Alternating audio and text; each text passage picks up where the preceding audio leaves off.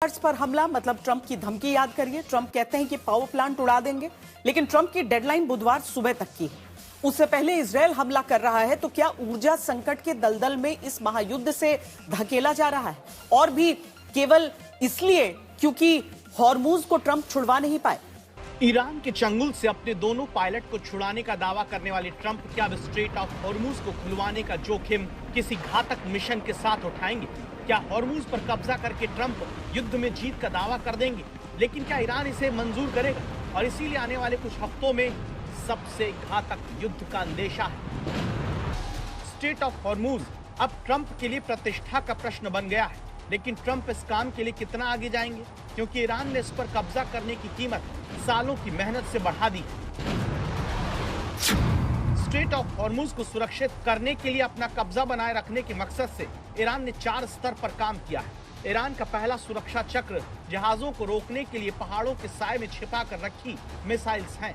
Iran ने जहाजों को रोकने या उन पर कब्जा करने के मकसद से तेज आक्रमणकारी नौकाओं का झुंड भी तैयार किया है। जहाजों को ट्रैक करने और निशाना बनाने के लिए ड्रोन तैयार किए हैं, तैनात किए हैं। अब सवाल ये कि अमेरिका इस घातक सुरक्षा चक्र को तोड़ क्यों नहीं पा रहा? तो इसकी वजह यह है कि उथले भीड़-भाड़ वाले पानी में तट से छोड़े जाने वाली मिसाइलों या छोटी नाव के झुंड के सामने उनकी प्रतिक्रिया का समय कुछ ही सेकंड तक सीमित हो जाता है और वो असुरक्षित हो जाती है। मतलब जो एयरक्राफ्ट कैरियर अमेरिकी सैनिकों का समंदर पर सबसे सुरक्षित घर है, वो ईरान की रणनीति के आगे खुद असुरक्षित है। शायद इसीलिए USS George Bush aircraft carrier का इंतजार किया जा रहा है, ताकि अब्राहम लिंकन और यूएसएस जॉर्ज बुश दोनों मिलकर हॉर्मूज को खुलवाने का ऑपरेशन शुरू कर सकें। इसीलिए ट्रंप कुछ हफ्तों की बात करते सुने जा सकते हैं। डोनाल्ड ट्रंप हॉर्मूज पर कब्जा कर पाएंगे या नहीं, ये तो वक्त बताएगा। लेकिन ट्रंप की वजह से हॉर्मूज स्ट्रेट से जहाजों के मुफ्त गुजरने के दिन अब हमेशा के लिए खत्म माने जा रहे हैं, क्योंकि ईरान यहाँ टोल वसूलने की तैयारी में है। यानी उसके लिए हॉर्मूज पर कब्जा पहले से भी ज्यादा जरूरी हो गया। इसीलिए माना जा रहा है कि इसे लेकर युद्ध सबसे घातक होगा, जिसकी चपेट में खाड़ी देश और उनके ऊर्जा ठिकाने आएंगे। आपके सामने बहरीन की बापको ऑयल फैसिलिटी की ये तस्वीरें, जिनसे निकलता काला धुआं और आग की लपटें दुनिया के लिए बहुत बुरी खबर है। बहरीन के अहम ऊर्जा ठिकानों को निशाना बनाकर ईरान आने वाले दिनों के युद्ध का महा ट्रेलर दिखा रहा है। कुवैत ने भी ईरानी ड्रोन से हमले का दावा किया और बताया कि कुवैत पेट्रोलियम कॉर्पोरेशन की इमारत पर हमला किया गया है। कुवैत ने ड्रोन से हमले की तस्वीर जारी की, जब कुवैत पेट्रोलियम कॉर्पोरेशन की इमारत पर ड्रोन हमला हुआ और इमारत में आग लग गई। इससे पहले भी बहरीन और कुवैत में इसी तरह का हमला हो चुका है। 9 मार्च को हुए हमले के बाद बापको एनर्जी ने कुछ समय के लिए अपने कॉन्ट्रैक्ट से जुड़ी जिम्मेदारियों को रोकने की बात कही। इसका असर तेल के दाम पर फौरन हुआ। चिंता की बात यह कि अगर ट्रंप ने वायदे के मुताबिक सबसे घातक हमले ईरान पर किए, तो फिर खाड़ी देशों के ऊर्जा केंद्रों को सुरक्षित रखना बहुत मुश्किल होगा, क्योंकि अमेरिका ईरान के हमलों को रोकने में पूरी तरह से नाकाम रहा है। खाड़ी देशों में अगर ये हमले नहीं रुके, तो दुनिया बूंद बूंद तेल के लिए तरस सकती है। तेल के दाम में उबाल आने से दुनिया भर में महंगाई और भड़कने की आशंका गहरा जाएगी। ये आशंका यूं ही नहीं है, इसकी वजह खाड़ी देशों की दुनिया के लिए अहमियत है। पिछले महीने ईरान सिर्फ एक हमले में दुनिया की 17% एलएनजी सप्लाई अगले 5 साल के लिए बंद कर चुका है। कतर का रास लफान गैस प्लांट उस जगह है जहां चारों तरफ गैस और तेल का भंडार है। दुनिया में एक साथ एक जगह गैस के इतने ज्यादा भंडार कहीं और नहीं। साउथ पार्स सबसे बड़ा प्राकृतिक गैस क्षेत्र है, जिसे ईरान और कतर साझा करते हैं। ईरान असुलिये में गैस रिफाइन करता है, तो कतर रास लफान में। ईरान की असलियत को इजराइल ने निशाना बनाया, तो उसके जवाब में ईरान ने रास लफान पर हमला बोला, जो दुनिया का सबसे बड़ा ऊर्जा भंडार है। 80 मिलियन टन से ज्यादा एलएनजी हर साल निर्यात करता है, जहां से दुनिया का 20% एलएनजी आता है। रास लफान पर ईरान के हमले ने पूरी दुनिया को चिंता में डाल दिया। और चिंता की बात यह कि रास लफान के पास ही सऊदी अरब का रास तनूरा नाम का सबसे बड़ा तेल का भंडार है। तो दुनिया के सबसे बड़े ऊर्जा भंडार ईरान के निशाने पर हैं। और भारत के लिए सबसे बड़ी चिंता की बात यह कि भारत अपनी कुल एलएनजी जरूरतों का लगभग 40 से 50% कतर से आयात करता है। और अगर ईरान की तरफ से इसी तरह ऊर्जा केंद्रों पर हमले होते हैं, तो भारत में गैस सप्लाई पर दबाव बढ़ सकता है।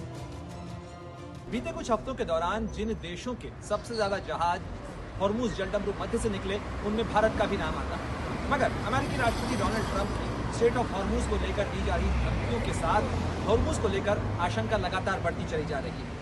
वो इसलिए भी है क्योंकि जहां राष्ट्रपति डोनाल्ड ट्रंप ईरान पर सख्ती की चेतावनी दे रहे हैं, तो वहीं दूसरी तरफ ईरान भी लगातार खाड़ी के दूसरे देशों पर भी वार करता चला जा रहा है, जिससे यह सवाल खड़ा हो रहा है कि क्या हॉर्मुज से जहाज आगे निकल पाएंगे, क्योंकि ऊर्जा का संकट गहराने की आशंका इसलिए भी बढ़ रही है क्योंकि एक तरफ खाड़ी के देशों से आने वाले तेल पर संकट गहरा रहा है, तो वहीं दूसरी तरफ स्ट्रेट ऑफ हॉर्मुज से रास्ता भी सकरा होता जा रहा है।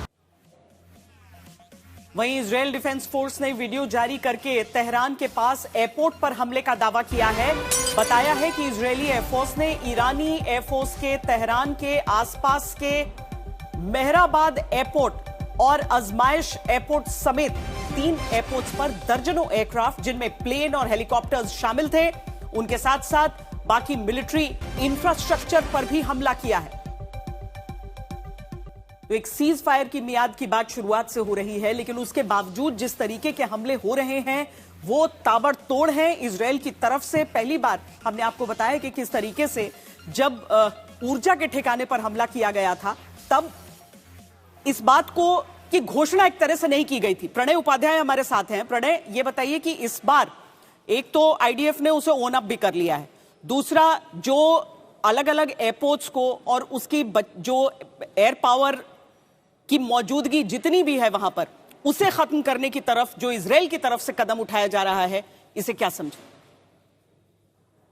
इसे इस तरह से देखा जाना चाहिए श्वेता कि लड़ाई के खत्म होने के लेकर जितनी संभावनाएं, जितनी डेडलाइंस बताई जा रही हैं, उसके बीच एक इंटेंसिफिकेशन का फेज है। यानी इजरायल को भी ये लग रहा है कि अगर राष्ट्रपति डोनाल्ड ट्रंप आज मीडिया से रूबरू होकर कोई बड़ा ऐलान करते हैं, तो उससे पहले जितना ब्लो दिया जा सकता है, जितना बार किया जा सकता है, जितनी सटीक स्ट्राइक्स जो हैं की जा सकती हैं, उन्हें कंप्लीट कर लेना चाहिए। और इसीलिए आप देखें कि बीते 24 घंटों के दौरान जहां इजरायल के अंदर मैं इस समय मौजूद हूं, वहां 884 बार मिसाइल के अलर्ट बीते 24 घंटों के अंदर आए हैं। लगातार तेल अवीव के अंदर भी अब से कुछ घंटे पहले भी सायरन बजते रहे, और ये बताता है कि ईरान की तरफ से तो वार किए ही जा रहे हैं, लेकिन ये जब इजरायल की तरफ से स्ट्राइक्स की जाती हैं, तब तक पलटवार के कुछ स्ट्राइक्स जो हैं वो इजरायल के ऊपर भी देखने को मिलता है। जहां तक इजरायल का सवाल है, अगर आप देखें कि मेहराबाद का एयरपोर्ट हो चाहे अजमिश का एयरपोर्ट हो, ये वो एयरपोर्ट हैं जहां पे इजरायल का ये कहना है कि वहां से कुछ फोर्स और खासतौर पर आईआरजीसी के जो मिलिट्री एयरक्राफ्ट हैं वो वहां से ऑपरेट करते थे, और जहां से भी ईरान की मिसाइल आती है उस लॉन्चर को टारगेट किया जाता है,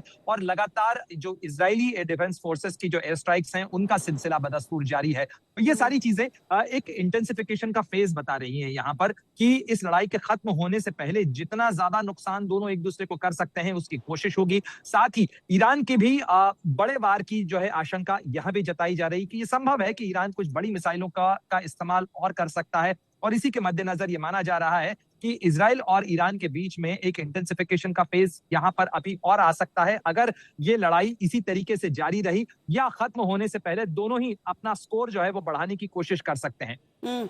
और ये सब कुछ नजर आ रहा है, ये सब कुछ जिस तरीके से हम तस्वीरें जो आ रही हैं उस पूरे क्षेत्र से उसे भी देखें, उसे देखते हुए हम ये समझ सकते हैं कि जैसे जैसे ये समय बीत रहा है, जैसे जैसे जो घड़ी की सुई है वो आगे बढ़ रही है, वैसे वैसे अमेरिका से इजरायल और ईरान समेत खाड़ी देश और दुनिया के सभी देश इंतजार कर रहे हैं। सवाल सबका एक है, रात 10:30 बजे आज क्या होगा।